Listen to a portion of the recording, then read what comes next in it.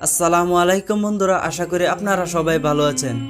আমরা সবাই জানি আমাদের এই গণিকের রং তামাশার জীবন একদিন অবসান ঘটবে। সেই দিন আকাশ হবে গলিত তামার মতো, পাহাড় পর্বত সমূহ চূর্ণ বিচূর্ণ হয়ে দুলিত তুলার মতো আকাশে উড়তে থাকবে। আকাশের তারাগুলো ছড়িয়ে ছিটিয়ে পড়ে যাবে এবং সমুদ্র উত্তাল হয়ে পড়বে। তারপর সবকিছু ধ্বংস হয়ে যাবে। এরপর আমাদেরকে কবর থেকে তোলা হবে। যারা মুমিন তাদের মনে হবে এইমাত্র ঘুম থেকে উঠলাম। তারপর বিচারের দিন আল্লাহ রাব্বুল আলামিন সকলের মুখে সেদিন মোহর হেঁটে দিবেন, ফলে কেউ কথা বলতে পারবে না।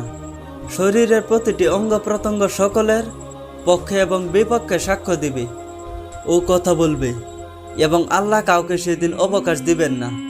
আলেম জালেম পাপাচারী কাফের সবাইকে জেরা করবেন। আল্লাহ হবেন সেদিন প্রধান বিচারক। সেদিন কোনো উকিল থাকবে না যে আপনার পক্ষে হয়ে কথা বলবে, এবং মিথ্যা বলে পালিয়ে যাওয়ার কোনো সুযোগ থাকবে না। তারপর কোরআন সহিহ সুন্নাহর অপমানকারীরা সেদিন রেহাই পাবে না। আমাদের সকলের দিন দুনিয়ার আমলের উপর বিচার করা হবে। আমাদের ভালো এবং মন্দের বইগুলো সেদিন খোলা হবে। ছোট থেকে বড় এবং ধনী থেকে গরিব সেদিন সবাইকে একসঙ্গে উপস্থিত করা হবে, এবং আমাদের পৃথিবীতে কাজকর্মের ভিত্তিতে ন্যায় বিচার ঘোষণা করা হবে। চালাকির সঙ্গে নিজ স্ত্রীকে পুড়িয়ে অন্য মহিলাকে আপন করার জন্য একটি পুরুষের ন্যায় বিচার।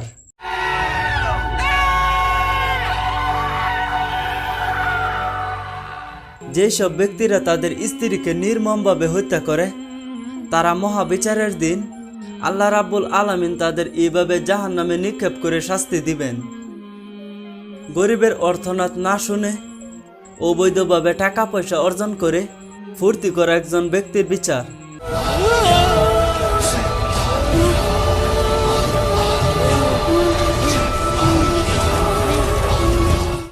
আমাদের সমাজে অনেক মানুষ রয়েছে যারা গরিব দুঃখীদের হক মেরে খায়, অন্যের জমি জায়গা অবৈধভাবে হাতিয়ে নেয়, জোর করে তোলাবাজি করে।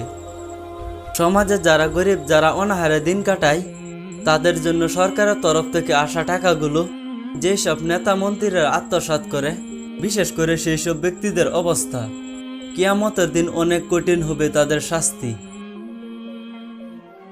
একটি নিরীহ মেয়েকে ধর্ষণকারী একজন ব্যক্তি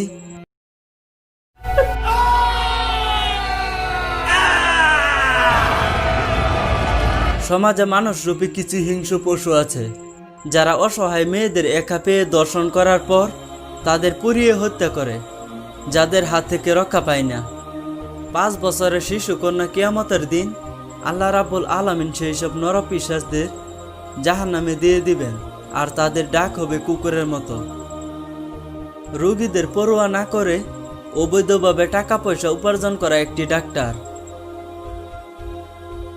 মানুষের দ্বারা তৈরি শয়তানের পূজা করে বিভ্রান্ত সৃষ্টি করা এক ব্যক্তি। সমাজে যারা এক আল্লাহর ইবাদত ছেড়ে বিভিন্ন মূর্তির পূজা করে অথবা শিরক করে, তাদেরকে আল্লাহ তাআলা ক্ষমা করবেন না।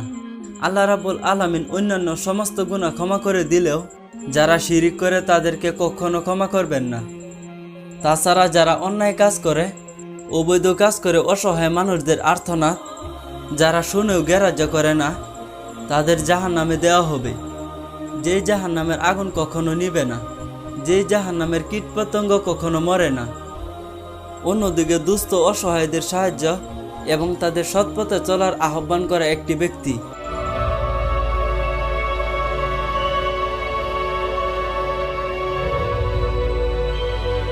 একটি মহিলা যিনি গরিব হয়েও আল্লাহ তাআলার প্রতি সন্তুষ্টি এবং তার ইবাদত করে যিনি সর্বদাই আল্লাহর আদেশ পালনে সক্ষম।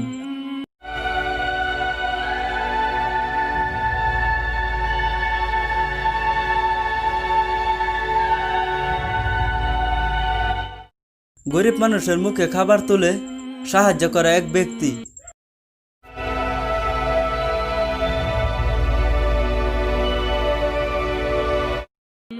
আল্লাহর বাণী শুনে মনের মধ্যে আল্লাহর প্রতি ভয় জাগিয়ে তার কাছে ক্ষমা প্রার্থনার মাধ্যমে সৎপথে ফিরে আসা একটি মহিলার বিচার।